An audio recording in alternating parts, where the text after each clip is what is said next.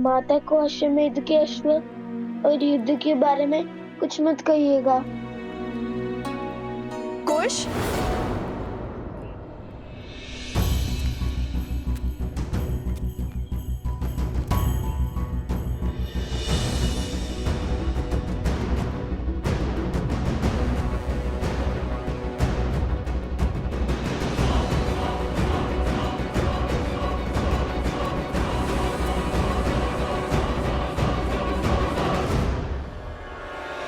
कुश, बोलो।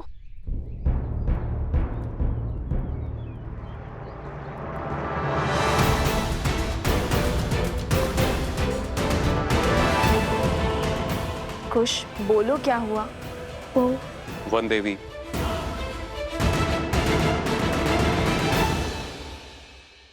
हम भगवान वाल्मीकि जी के चित्रकूट से लौटने की चर्चा कर रहे थे।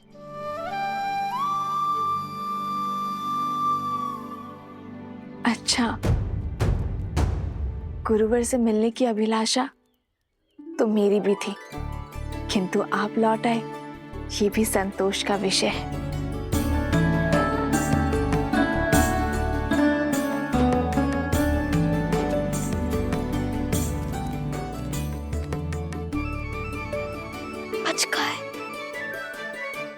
वैसे कुश, तुम इतने शीघ्र कैसे पहुंचे?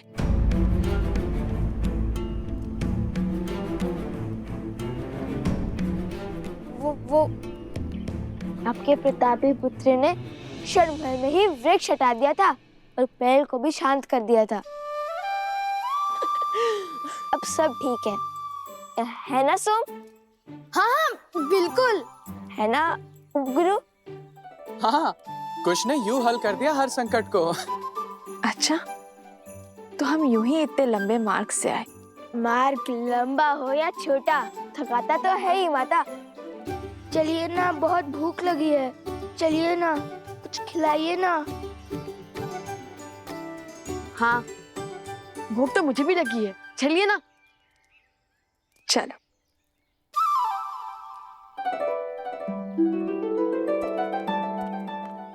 भैया, मैंने तो केवल धनुष उठाया, बाण साधा और ये किया, और उससे पेड़ खत्म हो गया। ना जाने किस माया, किस शक्ति की चपेट में आ गए थे हम।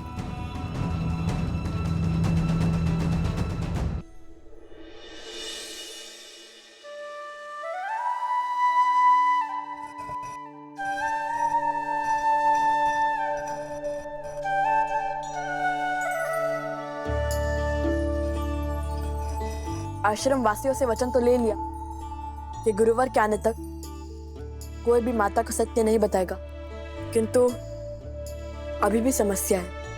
हनुमान जी का क्या करेंगे? भूख तो उन्हें भी लगी होगी ना। क्या सुगंध है, आज तो आनंद आ जाएगा। कुश, कितने स्वार्थी हो तुम। मुझे हनुमान जी की चिंता हो रही है और यहाँ तुम भोजन के सुगंध का आनंद ले रहे। ऐसी बात नहीं है भैया, मुझे भी हनुमान जी के विचार ही आ रहा है। भैया, ये सुगंध तो सोचने की क्षमता का मार्ग था। ऐसा चाहिए।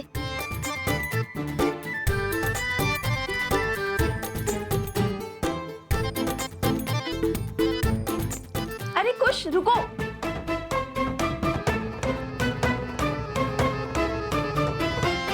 माता, और रुकने के लिए मत कहिए, बहुत भूख लगी है। आज आपको ढेर सारा स्वादिष्ट खाना बनाना पड़ेगा, इसलिए हमने सोचा आपकी सहायता कर दे। मेरी मदद करने के फेर में मेरा कार्य मत बढ़ाओ। धुले हुए चावल में जल डाल के जल व्यर्थ कर दिया ना तुमने।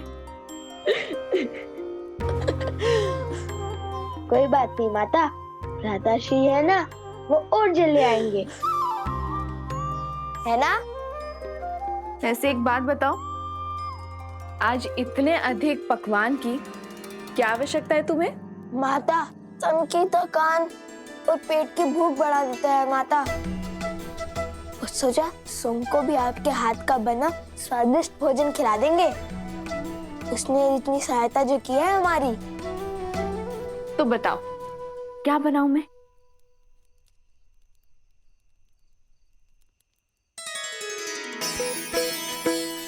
माता, मुझे तो अनेक वस्तुएं प्रिय हैं, जैसे कि खीर, मालपुआ, दही, मक्खन, केले, लड्डू।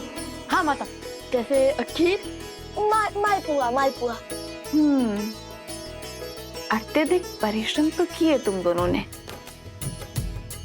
तो उसके लिए 2 गुना फल तो मिलना ही चाहिए। मैं दोनों बनाती हूँ।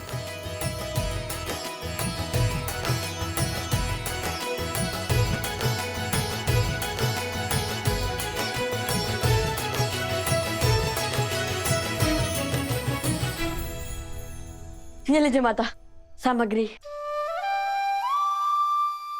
माता, तनिके तुलसी भी डाल दीजिए, उन्हें बहुत भाती है। तुलसी?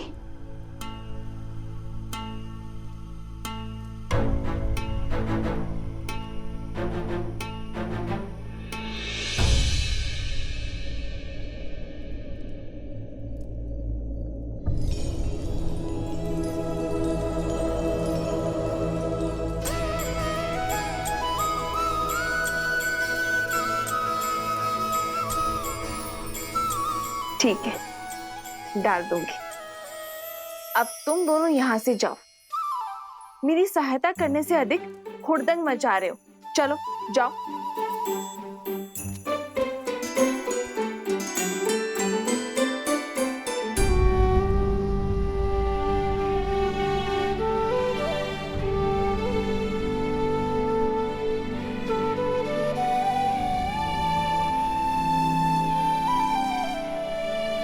मुझे क्षमा कर दो लक्ष्मण, मैंने तुम्हें रोककर अनर्थ कर दिया। मेरे मन में पहले करुणा थी, किंतु अब मेरे मन में प्रतिशोध है। भैया की आज्ञा से उन दोनों बालकों को दंडित करूंगा मैं।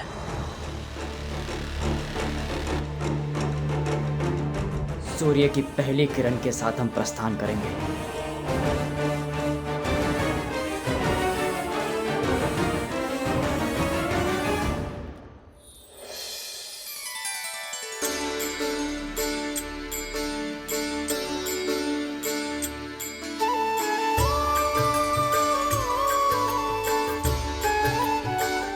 भोजन माता ने बनाया है। बहुत स्वादिष्ट है ना। सोमकर्ण को छका कर आए हैं। वो क्या है ना, उसी के नाम से तो हमने माता से इतना सब कुछ बनवाया है। वैसे हम असत्य नहीं बोलते, किंतु बंदी को भूखा भी तो नहीं रख सकते ना। कोटि कोटि धन्यवाद, किंतु एक दुविधा है, इसे मैं खाऊंगा कैसे?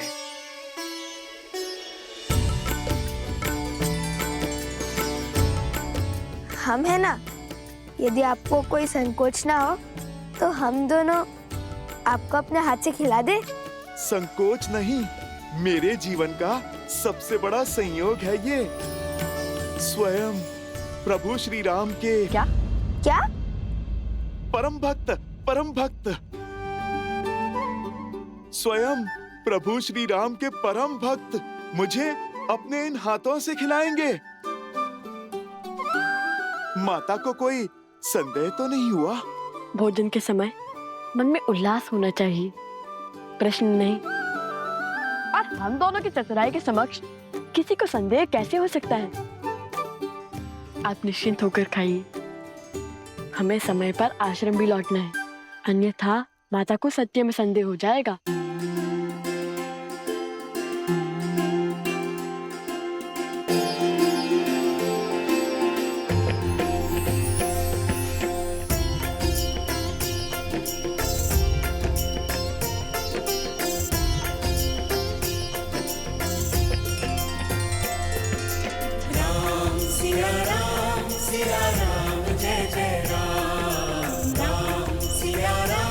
सिया राम जय जय राम।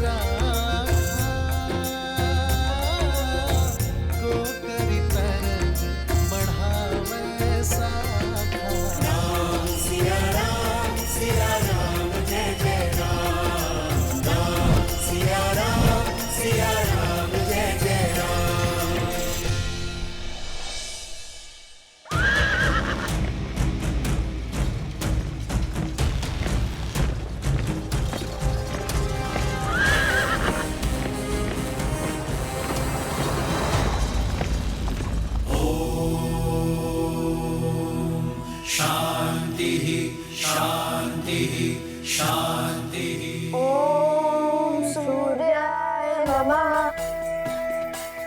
हे माता तमसा, सदा की भांति आज भी हम वन देवी के पुत्रों की रक्षा करना। मैं एक बार आपसे पुनः कहता हूँ, बात को बढ़ाने से अच्छा है एक बार बात कर लेना।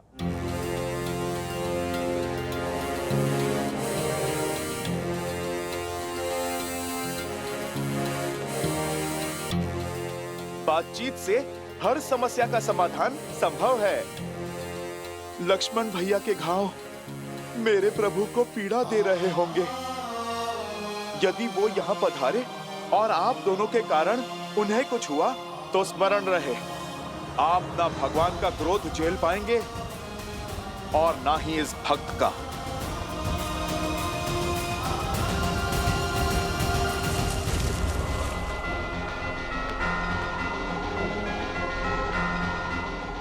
इस संसार का कोई संकट नहीं जो शब्दों से ना सुलझ सके। समझ गए, सब समझ गए। किंतु एक बात है जो समझ में नहीं आ रही। श्री राम के भक्त को उनके विरोधियों की इतनी चिंता क्यों? जिन्होंने आपके प्रभु का अश्व पकड़ा, उनके काज में विघ्न डाला। राम काज सफल बनाने वाले हनुमान जी भला हमारी सहायता को क्यों तत्पर हैं?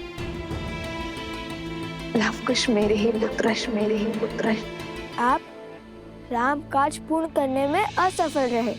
मुझे मेरे प्रभु को कुछ समझाने की आवश्यकता नहीं है। वो तो मेरे हृदय में बसते हैं। वो मेरा मन स्वयं ही पढ़ लेंगे। किंतु आप दोनों को अब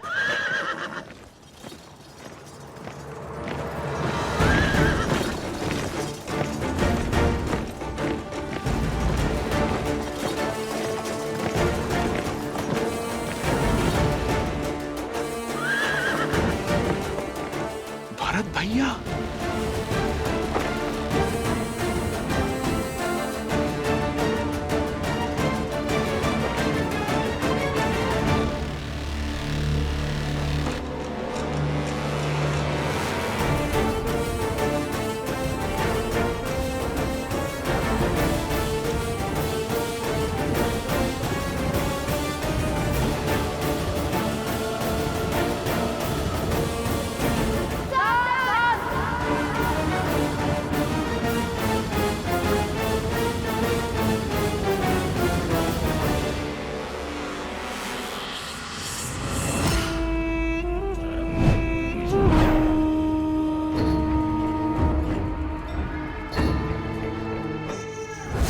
ये द्वंद्व नहीं, शुभ अवसर है जो एक साथ मेरे सारे लक्ष्य भेद देगा।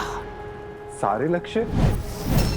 जब भरत और लवकुश लड़ रहे होंगे तब सीता अकेली होगी, और इस समय तो वो त्रिकालदर्शी वाल्मीकि भी आश्रम में नहीं है। ऐसे में सीता की सहायता करने वाला कोई नहीं होगा। हम सीता का वध करेंगे।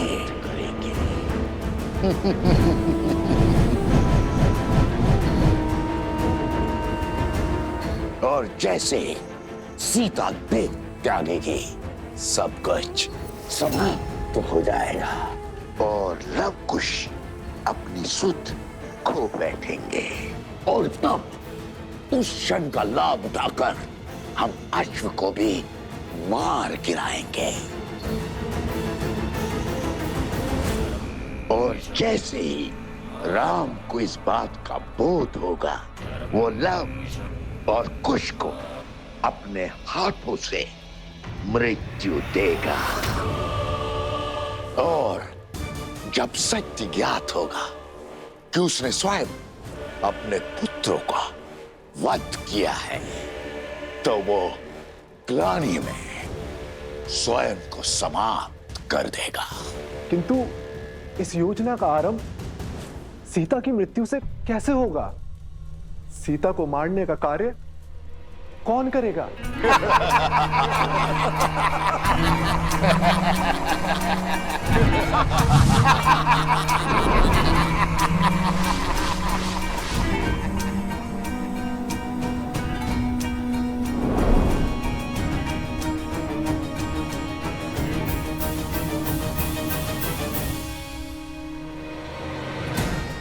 ये है वो शक्ति जो सीता की श्वास छीनेगी।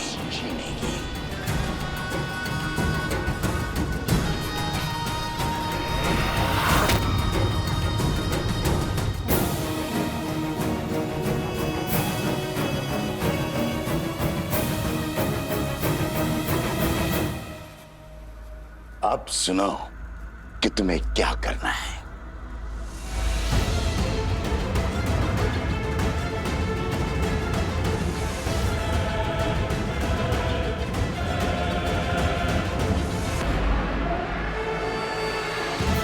अब सीता का बचना असंभव है। मेरा मन जानता है कि कल मुझ पर प्रहार करने वाला असुर साधारण नहीं थे, किंतु मुझे मारने की योजना कौन बना रहा है? मेरी मृत्यु से किसका लाभ होगा? अरे मेरी अंतिम श्वास में किसका हित छुपा है? ओ गुरुदेव, अनर्थ हो गया गुरुदेव, गुरुदेव।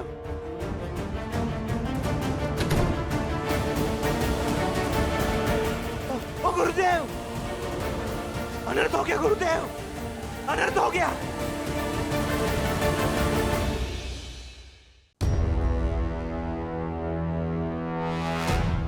हनुमान जी, मैं मान ही नहीं सकता कि संसार का कोई भी बल आपको बांध सकता है, परंतु आप इस अवस्था में, अर्थात आप इन दोनों बालकों की मीठी बातों में आ गए।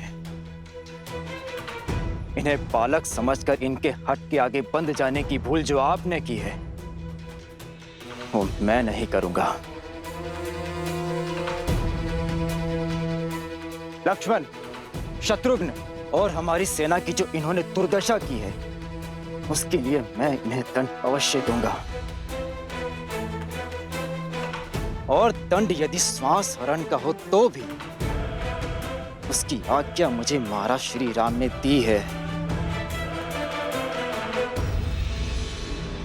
क्योंकि इन दोनों बालकों का अपराध क्षमा योग्य तो नहीं।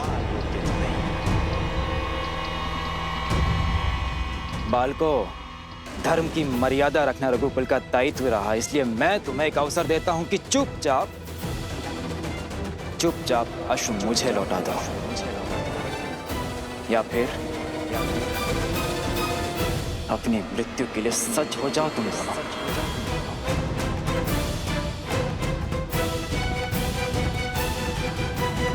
अच्छा हुआ कि आप हमें बालक नहीं योद्धा समझते हैं, क्योंकि अबोध बालक ना तो प्रभु श्री राम से प्रश्न पूछने का साहस रखते हैं और ना ही सामर्थ्य। पर हमारे साहस ने ही हमें सामर्थ्य दिया है कि श्री राम को हमारे प्रश्नों के उत्तर देने के लिए यहाँ आना होगा।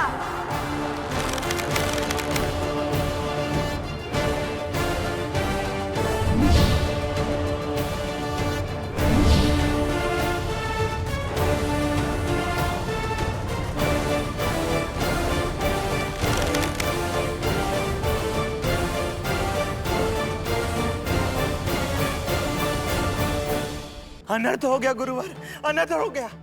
वहाँ पीछे वन में मैंने देखा। धैर्य रखकर ठीक से बताओ। वहाँ मैंने देखा वन में राज अनुज भरत क्रोध से लाल होकर लोग उससे लड़ने आए हैं, और लवकुश ने तो साक्षात हनुमान जी को बंदी बना के रखा है। अनर्थ हो गया। ऐसी स्थिति में लवकुश के प्राणों को संकट हो सकता है। शत्रुघ्न जी और लक्ष्मण जी जैसे शूरवीरों को परास्त करने वाले लवकुश उनके लिए भरत जी को हराना कौन सी बड़ी बात है? और सुना है भरत जी है भी बहुत धैर्यवान। धैर्यवान है, किंतु इस समय अपने भाइयों पर हुए प्रहार से क्रोधित होंगे और सदा धैर्य का हाथ थामने वाले के भीतर जब क्रोध की अग्नि प्रज्वलित होती है तो सब कुछ जलाकर भस्म कर देती है। अब हम क्या करेंगे? एक और लवकुश को दिया वचन है कि भगवान वाल्मीकि के आने तक हम वन देवी से कुछ नहीं कहेंगे, और दूसरी ओर लवकुश के प्राणों पे छाया संकट है। ऋषिवर,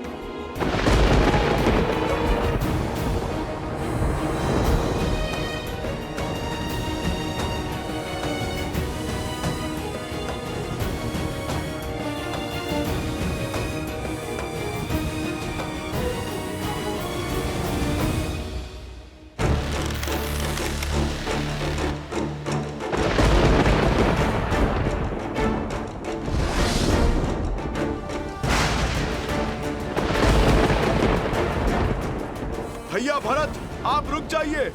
ये दोनों अबोध बालक हैं। इस कथा के कई अध्याय इस संसार से छुपे हैं भैया। बस हनुमान जी, आप दो योद्धाओं के बीच में बाधा मत बनिए। मत भूलिए कि आप हस्तक्षेप के अधिकारी नहीं हैं। हम आपका सामना करने के लिए सज्ज है राजा रुज, और हमारा प्रहार सहने के लिए भी सज्ज हो जाइए।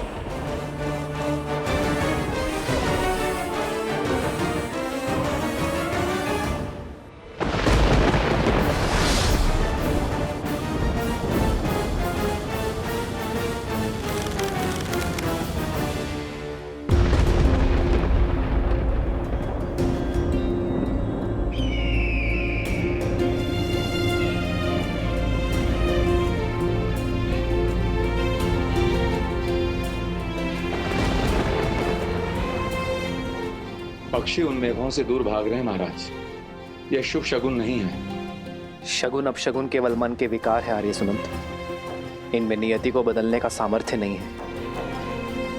यदि चिंता है तो केवल अपने प्रजा के सुख की,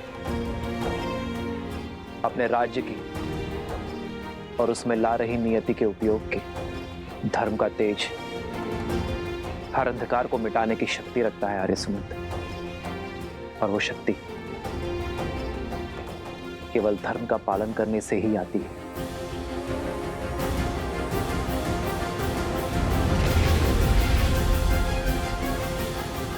राज अनुज भरत जी, हम भी धर्म का पालन करते हैं, इसलिए हम आपको हनुमान जी की भांति खुद को समर्पण करने का एक अंतिम अवसर देते हैं। स्वीकार लीजिए, राम काज के सहायक बनिए। और यदि समर्पण नहीं किया तो तुम्हें लगता है कि तुम भरत को हरा पाओगे? हाँ, क्योंकि धर्म हमारे पक्ष में है। विजय तो हमें ही वरेगी। मैं तुम दोनों के समक्ष आ गया हूँ, इसलिए तुम दोनों भयभीत हो गए हो, और इसीलिए तुम आग्रह को अवसर का नाम दे रहे हो। विनय न मानत जल्दी, जड़ी गए 3 दिन बीती। उठे राघव सकोप फिर, भय भीनु होय न प्रीति। सावधान!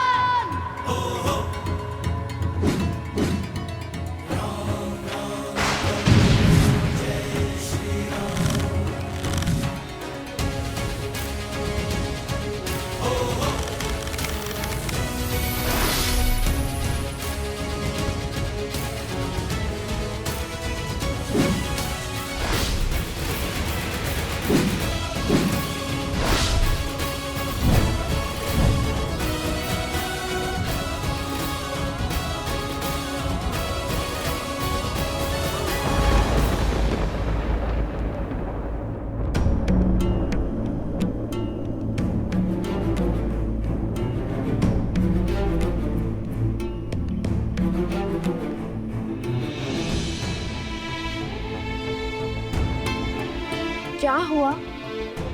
आप सब इतने चिंतित क्यों हैं?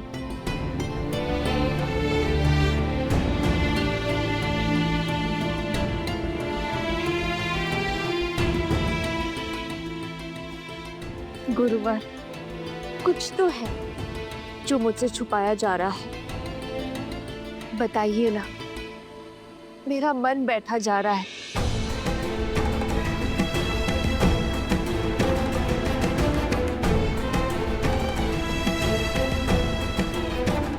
ये मौन अकारण नहीं है,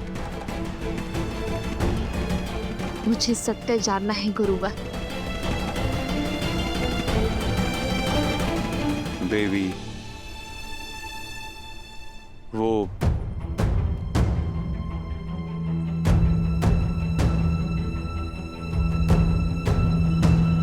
गुरुवर, गुरुवर, गुरुवर,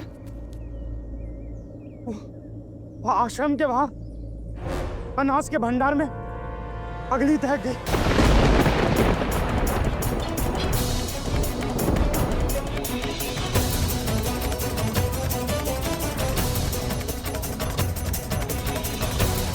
क्या अग्नि?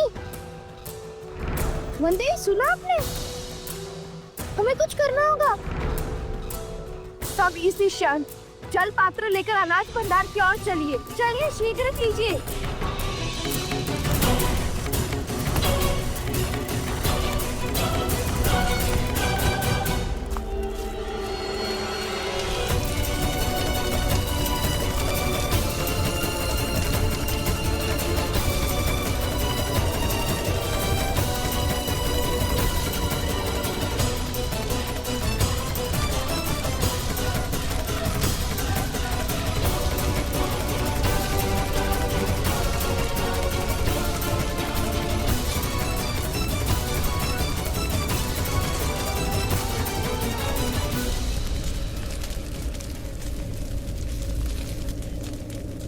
हर माटी की मटकी, हर जल का पात्र सब लाओ और इस अग्नि को बुझाओ।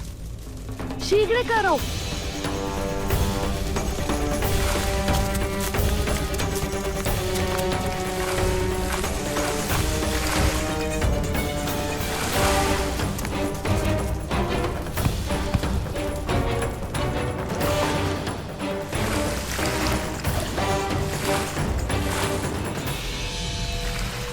पंक्ति बनाओ, शीघ्र करो और यहाँ आओ।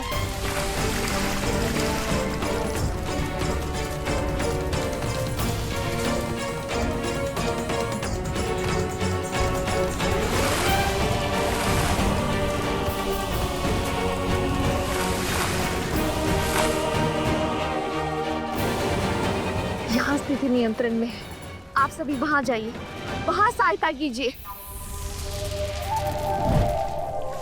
अरे ये क्या हो रहा है? पर हमने अभी तो इसे बुझाई थी। ये अग्नि तो बहुत तीव्र हो रही है। इतना जल डालने पर अग्नि बुझ क्यों नहीं रही है? विचार विमर्श का समय नहीं है गुरुमा। चलिए सब लोग जल डालिए। मायावी अग्नि है सीता, इसे बुझाने का सामर्थ्य नहीं है तुम में। मैं जिस ओर चाहूं उस ओर इन आग की लपटों को घुमा सकता हूं। यह अग्नि तो बुझने का नाम ही नहीं ले रही है। राम सिया राम सिया राम सिया राम, राम सिया राम सिया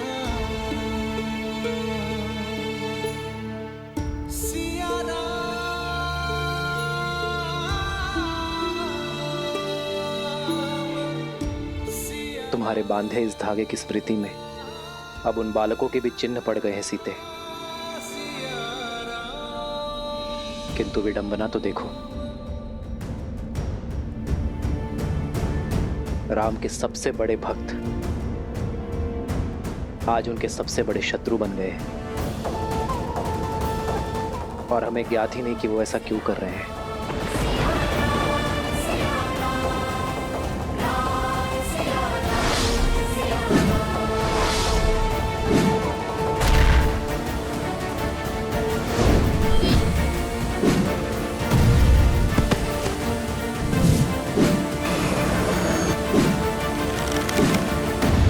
अब ये संघर्ष अनुचित मोड़ ले रहा है।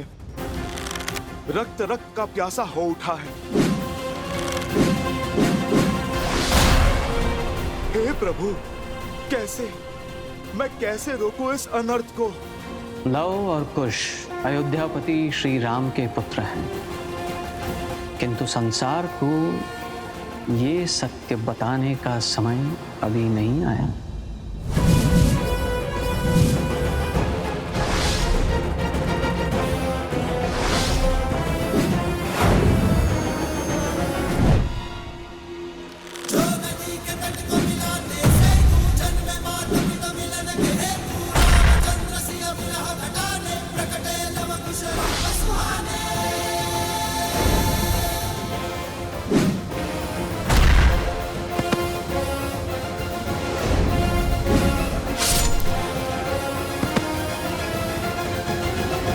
भिन्न भिन्न दिशाओं से प्रहार करने का अर्थ मैं समझाता हूं तुम्हें।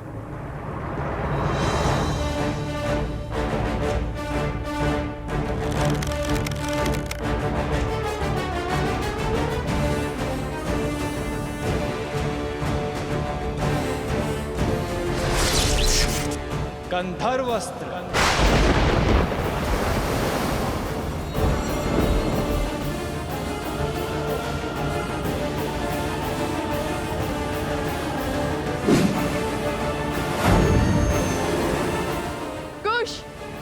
यह अस्त्र तनिक भिन्न लग रहा है, कुछ तो विशेष घटने वाला है, सावधान रहो। भैया, सच तो मैं तब से था जब से हमने वो अश्व पकड़ा है।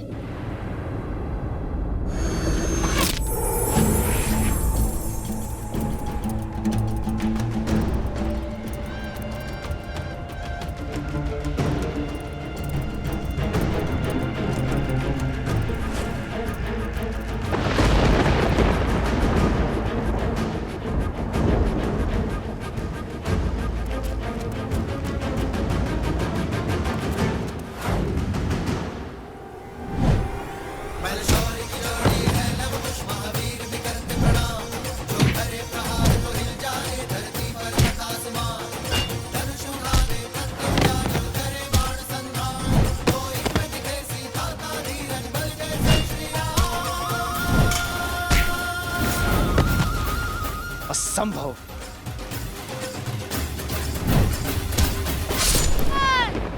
लवकुश,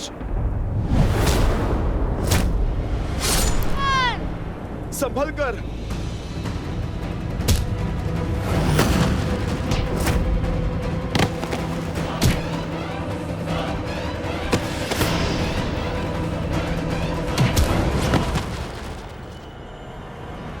मैं राम भक्त हनुमान आपका बंधन स्वीकार करता हूं।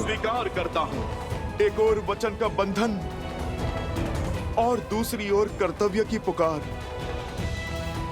ऐसी दुविधा में आज तक नहीं फंसा मैं।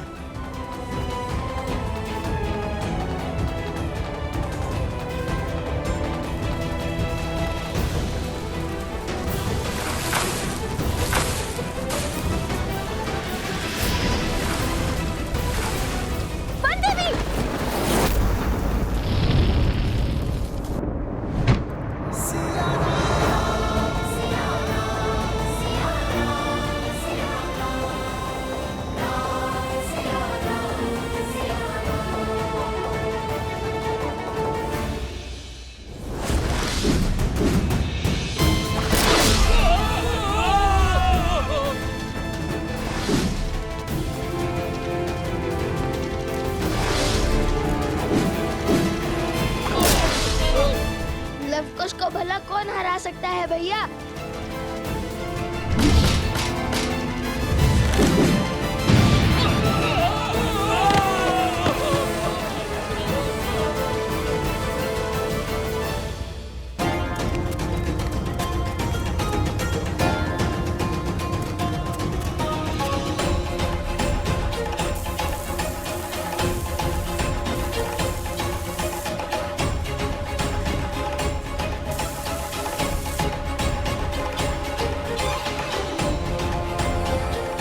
ये घास सूखी है, इसलिए अग्नि नहीं बुझ रही है, किंतु हम भी डटे रहेंगे, बिना रुके जल डालते रहेंगे।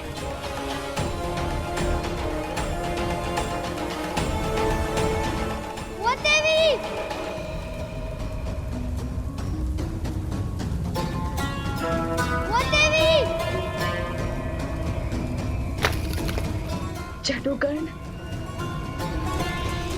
मित्र जटुकर्ण, जटुकर्ण भीतर फंसा हुआ है।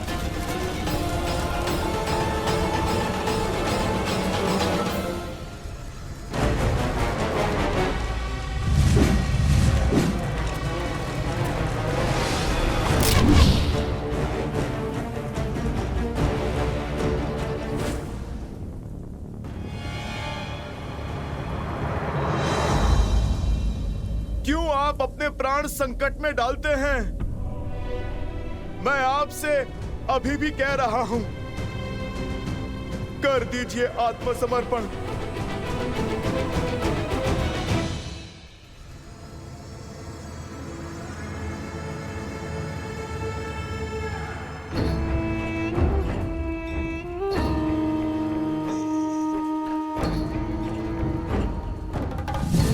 एक और लव कुश घायल होकर हार की चौखट पर खड़े हैं और दूसरी ओर मेरी मायावी अग्नि सीता को नहीं जीतने देगी।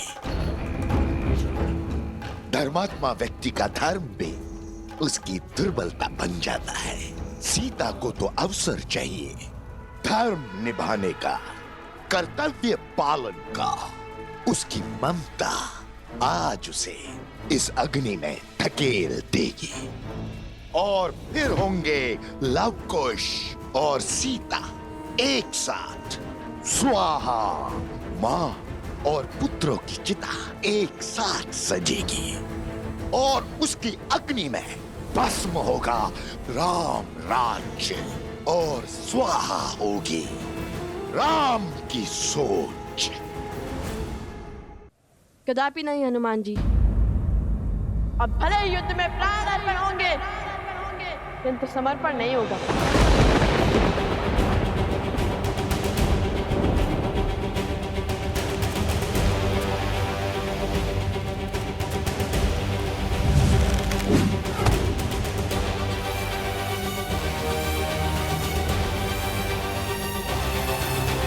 ना हमने हारना सीखा है और ना रणभूमि छोड़ना।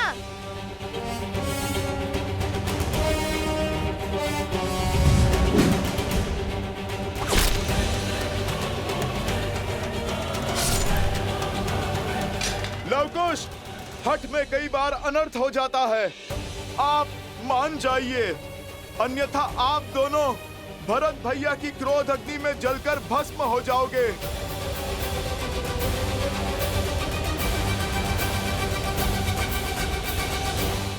बस हनुमान जी, इन उद्दंडी बालकों को कुछ और भी समझाने की आवश्यकता नहीं है। समझने और समझाने की घड़ी बीत चुकी है। अब सिर्फ दंड का द्वंद्व होगा।